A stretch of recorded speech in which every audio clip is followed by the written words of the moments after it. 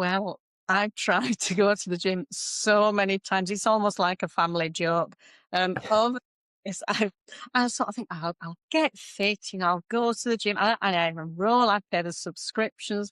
And I mean, now your dad will even sort of say, why are you even joining? You know you'll quit after 6 months because I think I get bored. It's more of a winter thing, so that's okay because you wouldn't necessarily go out for a walk in the dark.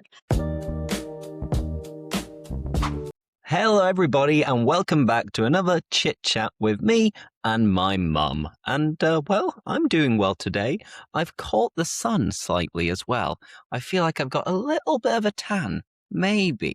So I'm doing well, despite being a little bit sleepy, a little bit tired. But that's me in a nutshell. Now, Mum, how are you? How's life? It's fine. I'm fine. The sun is shining. There's lovely blue sky outside. I even thought maybe I'll go outside to record, but then I thought I'll just be squinting. I'll have to have my eyes like this or have sunglasses on. So we're just in the usual place in the kitchen, and it works. The kit, the Yeah, kitchen, which has become the studio. yeah. Temporary studio. Yes. Dad is banned from coming in whilst we're recording. So if he wants to make anything, he has to do it before or after. Poor thing. The kitchen is off limits during this 40-minute podcast. Well, I think he would be mortified if he walked in and found he was on camera. So it works. I mean, it's funny because you've lost all privacy, but Dad has maintained all of his privacy. Oh, I'm not sure I've lost all privacy. I love to keep things to myself. I really find this quite stressful because I'm not one to go on social media any other time. I'm just doing this because you're my son and I'm helping out. So And the, because you're a natural, you do it very, very well. no, no. Totally out of my comfort zone, but let's get going. Let's get going. Let's The get the ball rolling. Let's get started. And before we do that, just to let you know that as I have been doing in recent conversations with my mum, I'm going to be taking notes for any advanced words and phrases. And at the end of the conversation, I'll do a little bit of a recap. So stay tuned until the end. And in this week's podcast, what we're going to be doing is just discussing some different topics and subjects and giving our thoughts on each one. So I think I've chosen 8 different ones and we'll chat about each topic for 3-4 minutes, give or take. So the first topic is job interviews.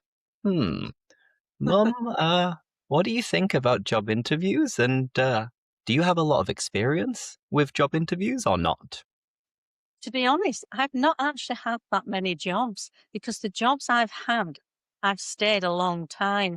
I never knew what I wanted to do as a career. I can remember being in what we call sixth form, which is when you stay until you're 18 and they were called A levels then. I did English literature, French, German.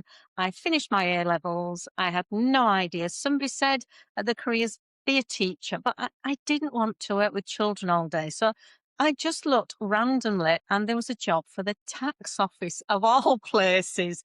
And yes, I wasn't really suited to it, but I went anyway. And because I had just done my last exam in the morning, I was full of adrenaline. I went along to the interview. I didn't really care. I didn't really get nervous because I got the exam away. So I just sort of blagged my way through it. I was just quite happy-go-lucky almost in the interview. I got a job. Now, the next time, there was something which I wanted more, which was to work from, well, it sounds very boring, but it was British Telecom, but it's the prospects were better. The money was better. So then I was a lot more nervous and anxious. So, I mean, I did get the job. And then, of course, I worked in a school when you were little, you and your sister were growing up. So I have not had that much experience. But I think it's also, I'm not sure about you, but it's because some people are very nervous, it's kind of the onus is on the interviewer to put the person at ease Mhm. and they feel more in their comfort zone because then they will get the best responses out of the interviewee. So, the candidate. So, but yeah, I've probably had 3 or 4 interviews all my life. So not many really, but I've just been very lucky, to get jobs where I've enjoyed them and got on with people. And so I've stayed. The last was I stayed 26 years.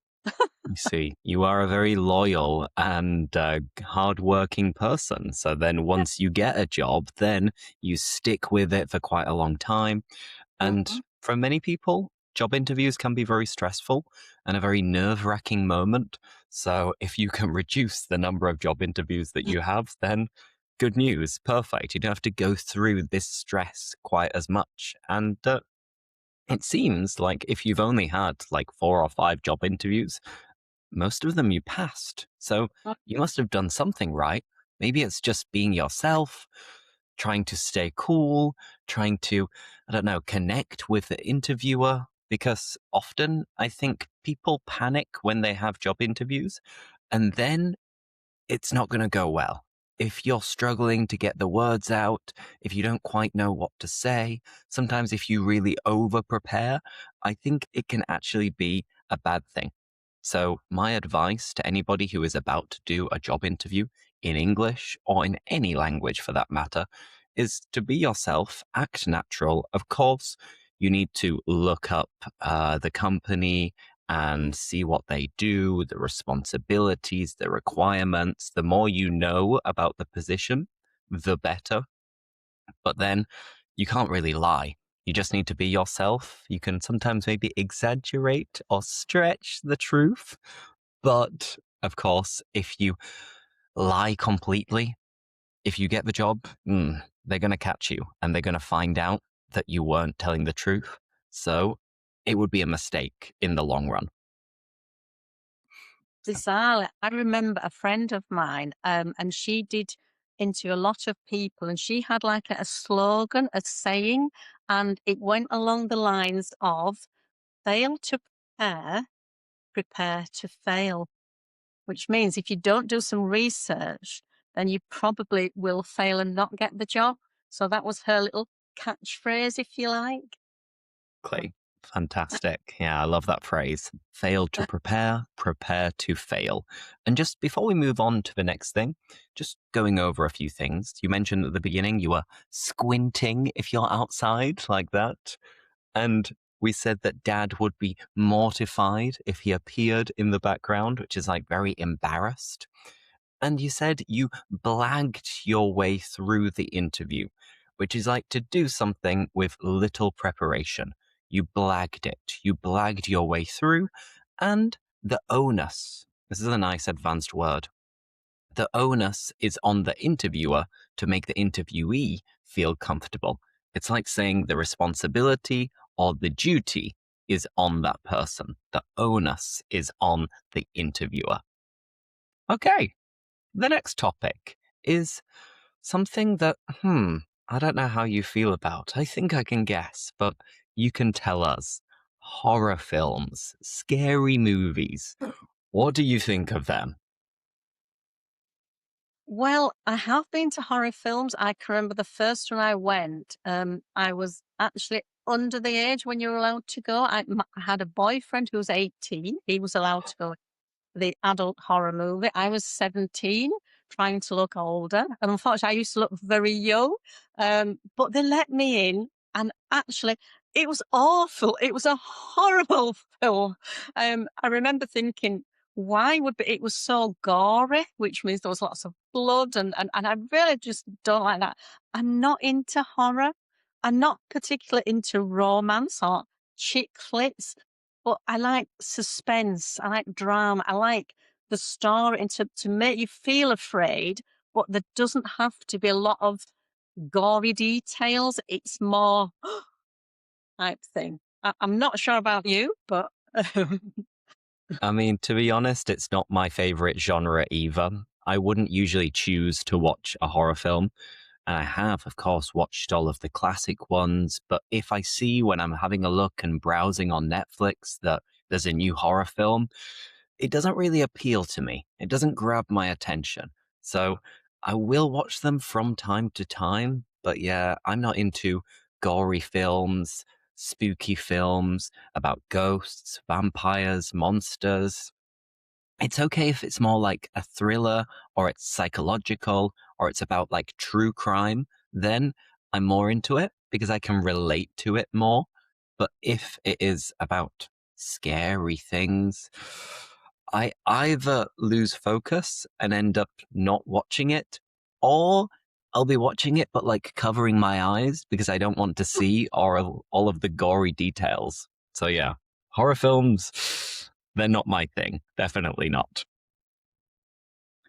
Now, let's move on to the next one then. And this next one, well, I'll give my opinion first. And it's all about going to the gym. Because I've been going to the gym on and off ever since I was maybe like 15 years old. And if you go on and off, it means you stop and you start and you stop and you start. And, I've always liked sport and fitness and health. So I've been interested and curious in the gym.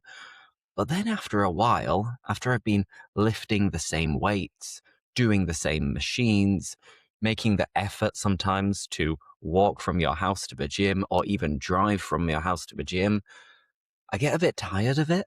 I get a bit, fed up of the same monotonous, repetitive things. And of course, sometimes I'll notice an improvement in how toned I am, how muscly I am, but I don't have enough willpower to be able to go for a long period of time without stopping. And usually, when now in spring, the weather is better, I don't want to be like cooped up inside in a gym. So, what I prefer, as most of you I'm sure will know, is going outside for a walk, for a run. But when I do that, I feel like something is missing after a while, that I need some weights to lift. Because you look at marathon runners and their physique is very skinny. And I'm not saying that's a bad thing. I run and I lose weight when I'm running. But then I always feel like I want to be a little bit muscly at the same time. And of course, to do that, I need to do some kind of gym work or weights. So that's my perspective on going to the gym. But Mum, how about you? How do you feel about going to the gym? Well, I've tried to go to the gym so many times. It's almost like a family joke. Over yes, I sort of think I'll get fit, I'll go to the gym. I enroll, I pay the subscriptions. And I mean, now your dad will even sort of say, "Why are you even joining? You know you'll quit after 6 months." Because I think I get bored. It's more of a winter thing, so that's okay because you wouldn't necessarily go out for a walk in the dark. So I'd maybe join thinking, "Oh, it's dark nights, I'll go." But one thing that I really hate because I'm a little bit, um, I'm A not saying clean freak? a bit of a clean freak. So if I see somebody's like a man sort of like sweating on the equipment, it just totally, it's just a no for me. I know they supply a spray and a towel or some paper cloths to wipe it, but it's just not for me. So I don't really like anything where people are sort of sweating and huffing and puffing near me. It's just not my bag. So if there's a swimming pool, then I usually do it for longer, but I'm a bit like you. After a while, I just get bored. It's the monotony of just going backwards and forwards, but at least it's clean. Oh, yeah. So I'm not really a gym person. I would like to lose a little bit of weight. I would like to look lovely for the upcoming wedding, but I don't know. It's partly willpower and it's just partly I'm just not a gym person. I'm sorry. It's not for me. And that's fine. Not Well, everybody needs to be a gym person. I think the important thing is finding the exercise that people like. And then that way you can burn calories, get fit, stay healthy above all without feeling like it's a chore. Because if it feels like a chore, like a responsibility, then sooner or later you're going to give up. So if you enjoy, I don't know, cycling, cycle every day. If you enjoy dancing, dance every day. And it's true that if the gym you have has a swimming pool, then okay. that's a different story because then it's almost like you're going to the spa as well. And if I went to a gym with a swimming pool, maybe I'd stay signed up forever, but it's usually a lot more expensive as well. So yeah. Also, a couple of nice phrases just going over. I mentioned you're a bit of a clean freak. Whether you agree or disagree is a different matter. And you said that people at the gym are often huffing and puffing. And it's true that it is a little bit distracting if you've got people lifting weights and they're huffing and puffing at the same time. And yeah, going to the gym, it's not your bag. It's not your thing. It's not your cup of tea. So, how about we move on to the fourth topic, which is reality TV shows? Hmm. I'll begin by giving my opinion because, to be honest, some reality TV shows are a bit of a guilty pleasure for me. I don't like all of them, and it's true that a lot of reality TV programs are rubbish. They're not that good. You're not going to learn that much, but there are some that I like. For example, I like watching kind of like competition shows, above all about food, like MasterChef or Come Dine with Me, for example. And that's kind of reality TV. And then what else is there? Romance ones, love ones.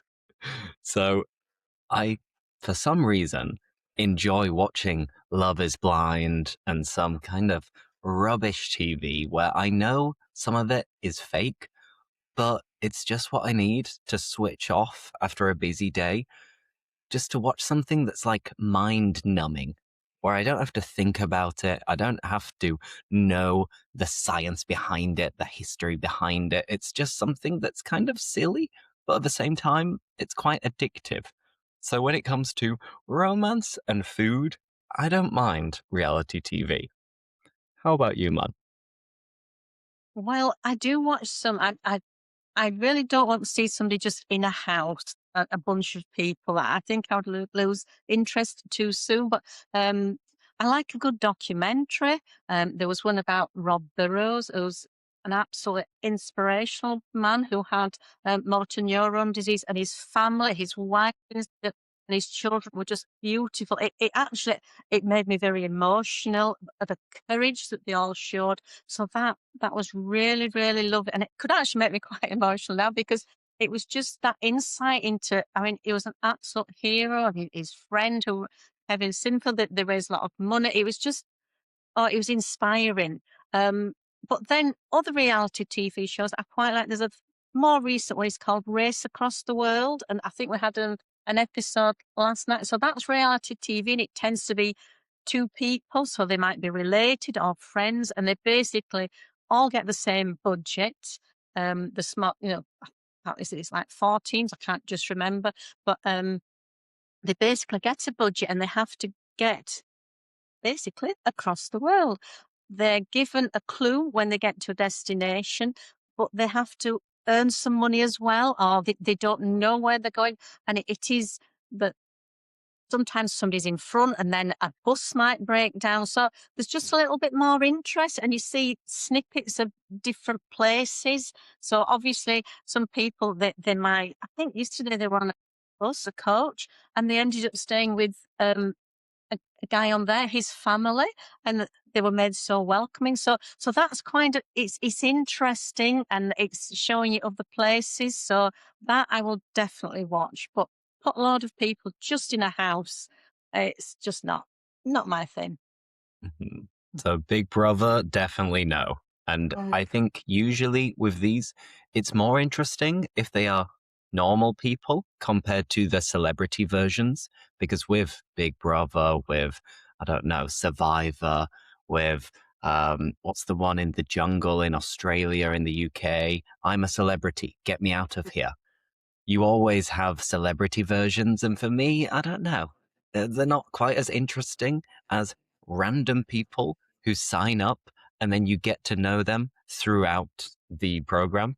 And this is what happens with Race Across the World, which I've watched as well, because it's nice, as you said, to see little snippets of different places around the world. The last series we watched was when you had, I think it was 5 different couples going from somewhere in China all the way to a place in Sri Lanka or India.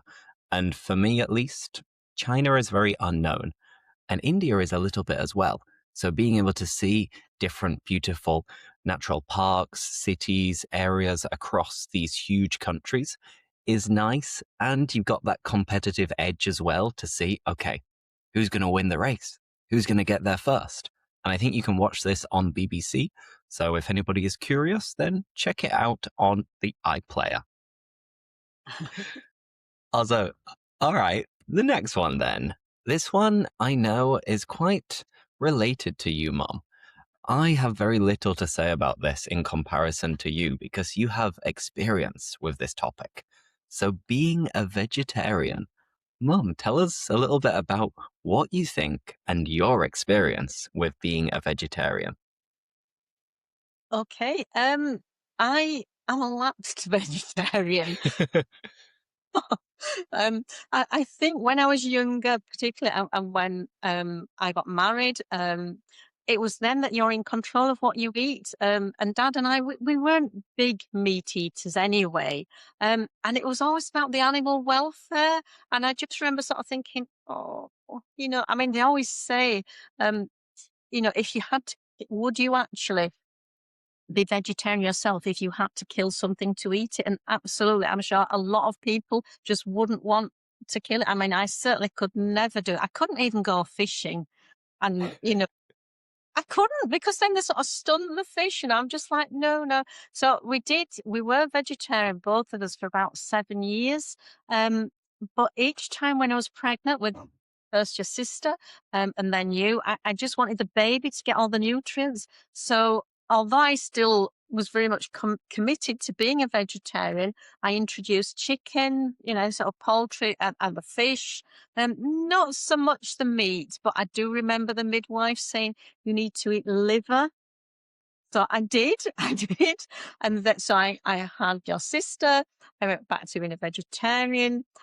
I had you. And I never really fully went back because I love seafood. I love prawns and things like that. So yeah, as long as I don't have to actually catch it and kill it, then I still don't really have much in the way of like lamb, but it's quite a strong taste as well. So each to their own. I mean, obviously, I know that you have days when you're not bothered, you're not fussed about eating meat, and it probably is quite healthy to just have a balance. So not all meat, but maybe some meat. It just gets you those extras. So honestly, it's a personal choice. But yes, I'm kind of lapsed in that respect. Yeah, I love a roast dinner, so a little bit of roast beef now and again. It's just, and if I go on holiday and somebody's going to cook my breakfast, yes, bacon and eggs, bacon sandwich, yes, please count me in. Exactly. No, no, no. It's interesting that you had this experience for so long anyway, though. If it was 7 years, give or take, being vegetarian, not everybody goes through this. And of course, there are many people who are vegetarian. There are vegans as well, which is next level and very extreme. But I think it's a great thing for the environment. And you mentioned animal welfare as well. Personally, if I did have to kill the meat and fish, I don't know if I could do it. I think maybe with fishing, I probably could. And whether this is right or wrong, but I don't feel as sorry for fish as I do cows, pigs, chicken. So, of course, I'm not a vegetarian. I eat meat. I try to be a little bit of a flexitarian from time to time, which is essentially not being a vegetarian, but trying to reduce the amount of meat or fish that you eat. So on Mondays or Tuesdays or Wednesdays, and most lunches, to be honest, where possible, I try to avoid eating meat or fish. But usually, for dinner, I will have a bit of chicken or a bit of pork or a bit of beef. And I know it would be better for the environment if everybody lived as a vegan or a vegetarian. But ultimately, in a world of 8 billion people, I'm sorry. I don't think it's going to make that much difference. And I have to enjoy eating my meals as well. And especially when you go out to restaurants and I see all of the options, then I don't want to just order a salad. It sounds bad. And if any vegetarians or vegans are watching, I 100% respect your decision. And I wish I could do it as well. But maybe I'm too weak, or I just love my food too much. But who knows in the future? Maybe I will cut down on the amount of meat and fish I eat, so reduce it even more to only have it from time to time, once in a blue moon. Now, just going over that expression, once in a blue moon is very, very rarely. So maybe I would have meat or fish once in a blue moon.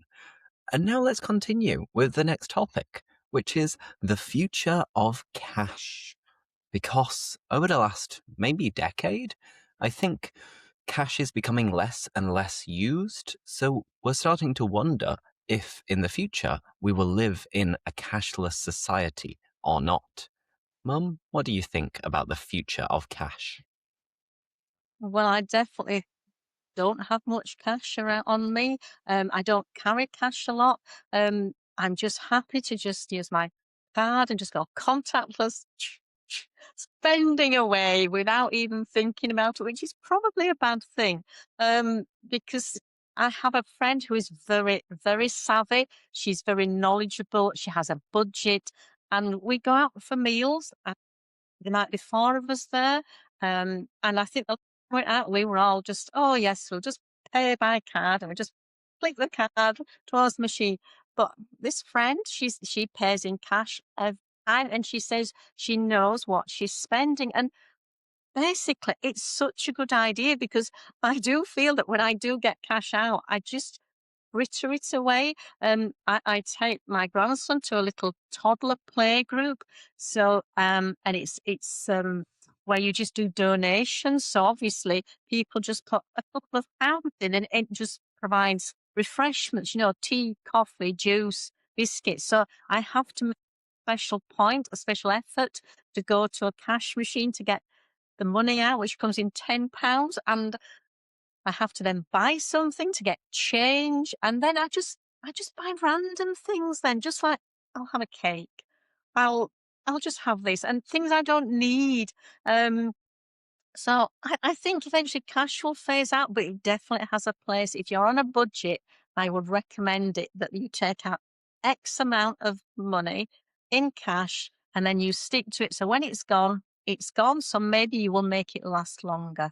I'm not sure. I don't think you carry cash much, Lewis, do you? In fact, actually, when you're over here, usually you give me any cash back and I end up paying it into your bank later when you've gone. So Quick. I don't Yeah, know. to be honest, I like to just carry my phone with me.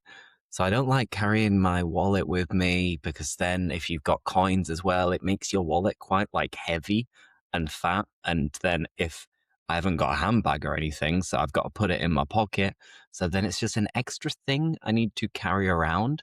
And then, of course, if you pay £10 for something and then they give you change, then you're accumulating coins all of the time. So maybe that's like an OCD thing. I'm not sure. Maybe it's obsessive compulsive disorder.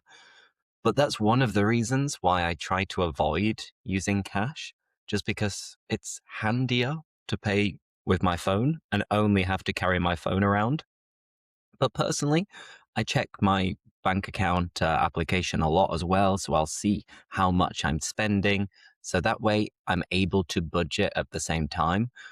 And of course, at many like markets or small shops, they might use the phrase cash is king because for small companies, it's true that it's better if, as the consumer, you pay them in cash because then you know that Visa, MasterCard are not going to take out the extra 2% or whatever it is, which sounds insignificant, but I guess it does add up quite a lot.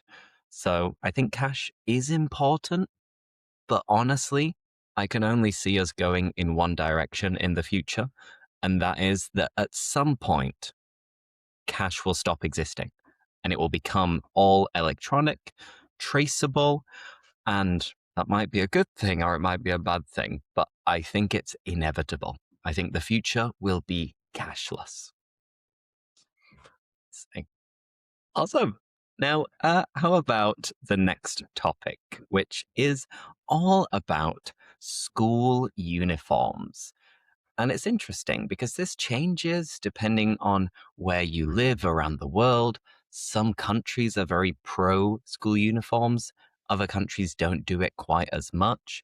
In my case, throughout my whole childhood and teenage years, I had school uniforms until I entered sixth form, which, as Mum mentioned earlier, this is just before you go to university. So it was between 16 and 18 when finally we were considered to be young adults, I guess. So we didn't have to wear school uniforms anymore. And to be honest, I am in favor of school uniforms. I think they're a good idea in general. Mum, do you agree? Oh, definitely, because I worked in a school for such a long time and it's such a leveler. It means that you can't tell the difference as much between the children whose parents are wealthy and the children whose parents don't have as much money because everybody's in the same clothes.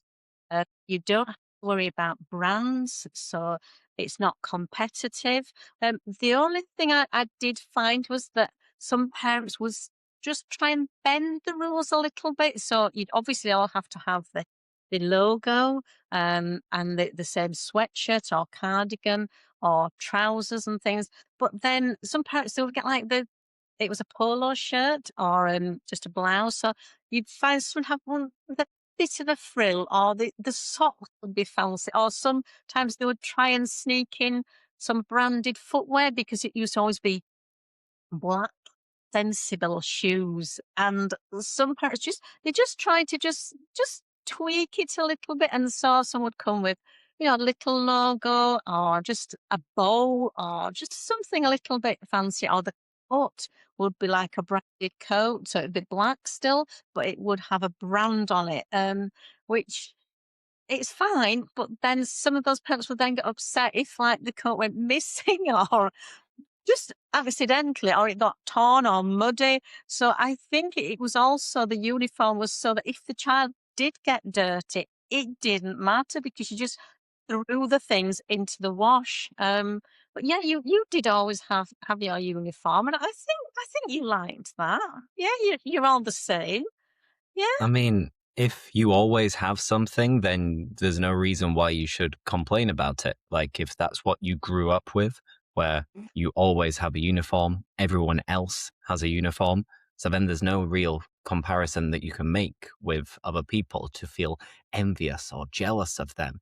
And uniforms, at least in primary school in the UK, they're quite comfortable because, as you said, it's just a polo shirt or a t shirt and a jumper, and then in secondary school, grammar school, it became a little bit more formal where we'd have to wear a shirt and a tie. And at my school, at least, it was a little bit like Hogwarts almost, to give you an idea, where you have four different houses. So, of course, in Harry Potter, you have, let's see if I can remember them, you have Slytherin, you have Gryffindor, you have Ravencliff, and Hugglepuff, or something similar. Let me know in the comments if I got it right or not. Well, at my school, we had Milner, Sunderland, Oldfield, and Wooler. These were the names of the houses. I'm impressed at myself that I remember this, but each house would be a different color. So your tie, a little color on the tie would change depending on what random house you were given. And then you'd also have some like sports matches or competitions as like a fun day off school almost. And you'd compete between houses. And that was a little thing that I remember. And that was quite cool. But at grammar school, at secondary school, I mean, it was a little bit more formal. It wasn't quite as comfortable, but I didn't mind wearing a blazer and a tie and all of these things. And of course, when you're a teenager, you try to change things slightly. So maybe you'd have a very, very, very small tie instead of like a long tie, or maybe you'd roll your sleeves up. So, of course, people would do this. And as you mentioned, tweak it or bend the rules slightly.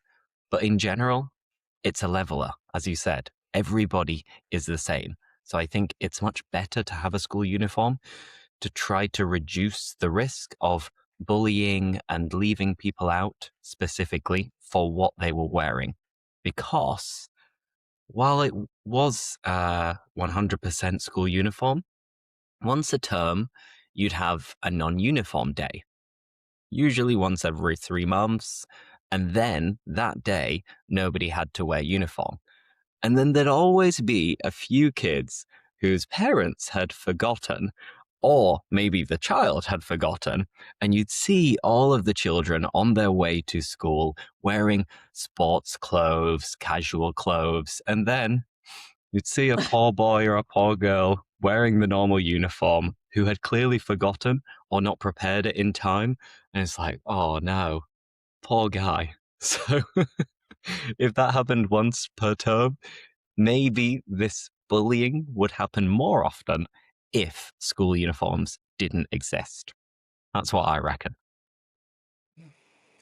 And by the way, let us know, as I mentioned, that in different countries it changes a lot. In your country, in your school, when you were growing up, did you have to wear school uniform or not? And do you agree with it? Do you think it's a good idea? Are you on the same page as us? Now, final question, final topic, and it is about tipping. Tipping at restaurants, bars, etc. Um, I'm not much of a tipper, to be honest. But, Mum, do you agree with tipping? Do you think we should tip at the end of a meal? I'm not sure if it's a very British thing, but I always tip.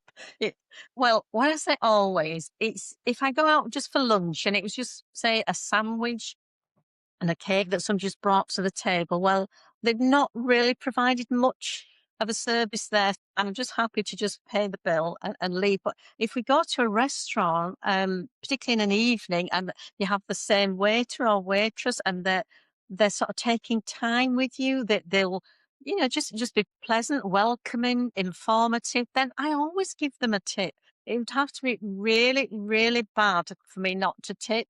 Um, but I do find it seems to be the trend now that it's service charge included. So it's when you get the bill, basically the tip is now included. So I maybe tip less. And going back to when you said about cash, usually I'd make sure that I had some coins or a note, say a £5 note, to just sort of leave. Whereas now you quite often get the option to just add it on. When they bring the card machine. So, but yeah, I actually I had an experience a couple of weeks ago where I What went happened? to a, a chain of pubs, and it was really nice. The meal was lovely, and the dessert. I actually found a piece of plastic in the dessert. I was like, Uh-oh. no, and I still tipped. Because it wasn't. I know. I did kind of discreetly point it was that I'd found this sort of plastic in the sorbet that I had, and they were really apologetic, but I was just like, it's okay. Everything else was great, so don't worry about it. So maybe that was a little bit silly of me, but I just felt that the people serving were so nice. It wasn't their fault, and I just feel more comfortable leaving a tip.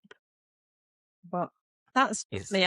I'm soft. They'd probably say I'm not over generous. I just think these people are trying really hard. But then I have another friend in Australia, and they basically sort of said, "Why are you tipping?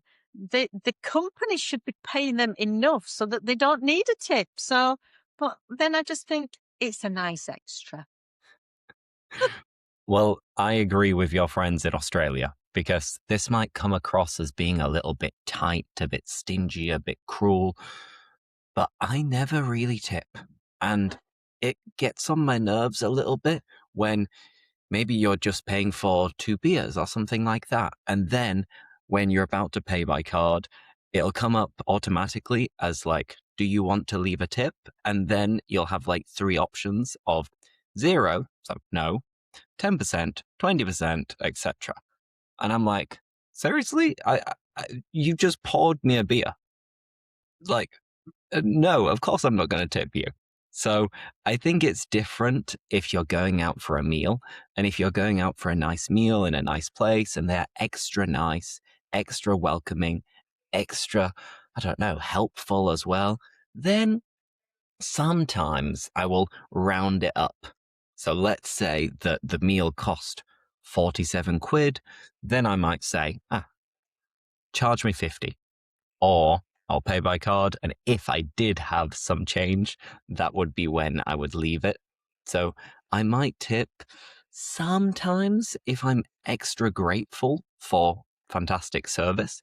And if the bill is good value for money and it's close to a round number, then I'll probably round it up. But I know that in the United States, for example, there is a big problem, in my opinion, with tipping because bars, restaurants, they don't pay their waiters a livable wage. And that's completely accepted over there. Why? I don't know. But then it is almost forced that the people who go and consume, buy, whatever, will have to give them like a 20% tip, which just makes everything more expensive.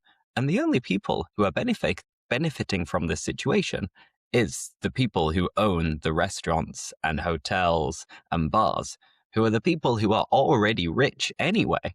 So then they're allowed, basically, to pay their workers a miserable wage because they know that as part of the culture, they're going to get paid relatively well because all of the customers are going to give them 20 or 30%.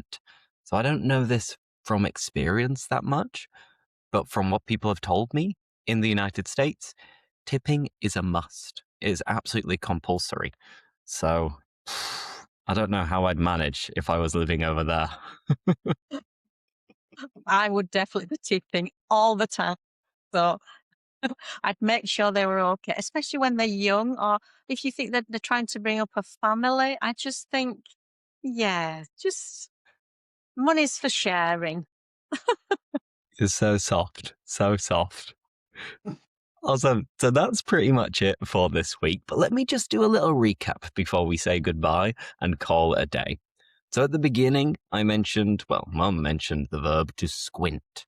So if, for example, you are outside and it's sunny and you're not wearing sunglasses, you might squint like this when you close your eyes to see something. I said that Dad would be mortified if he appeared in the video, very embarrassed.